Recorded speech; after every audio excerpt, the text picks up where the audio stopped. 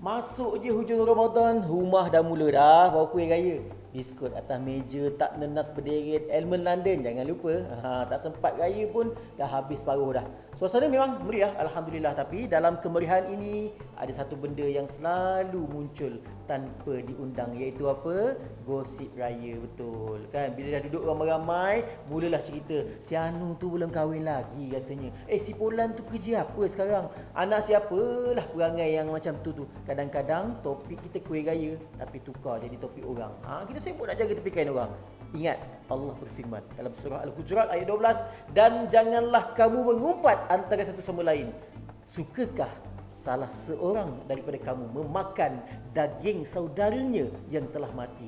Maka tentu kamu merasa jijik. Allah bagi perumpamaan yang sangat keras. Mengumpat diumpamakan seperti makan daging saudara sendiri yang sudah mati. Jijik, tapi realitinya kita rasa biasa. Ramadan ini ajar kita tahan lapar tau. Tapi lidah kita ni kadang-kadang struggle untuk mempertahankan kesabaran tu. Kita boleh tahan air seharian, tapi tak boleh tahan nak cerita orang untuk 10 minit pun. Puasa bukan sekadar untuk tahan makan, tapi puasa untuk kita tahan percakapan. Raya sepatutnya bulan silaturahim, bulan bermaaf-maafan, tapi jangan sampai dalam satu rumah pahala kita berkurang sebab perbualan yang tak dijaga. Makcik bawang mungkin wujud sebagai gurauan, tapi jangan sampai kita jadi versi yang sebenar. Kalau tak ada benda baik nak cakap, lebih baik diam, tukar topik, cerita tentang kebaikan orang, doakan yang belum kahwin, doakan yang sedang diuji, bukan jadi mereka, jangan jadikan mereka sebagai bahan hiburan. Nampak tak?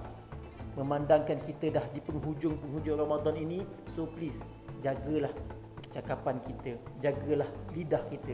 Jangan biar meja penuh dengan manisan tapi hati penuh dengan dosa. Ramadan semakin ke penghujung, jangan rosakkan pahala yang kita kumpul sepanjang sebulan dengan satu sesi gosip. Kalau nak Ramadan tahun ini lebih afdal, ingat, bukan sekadar kuih yang manis, tapi akhlak kita juga hendaklah manis. Wallahu a'lam.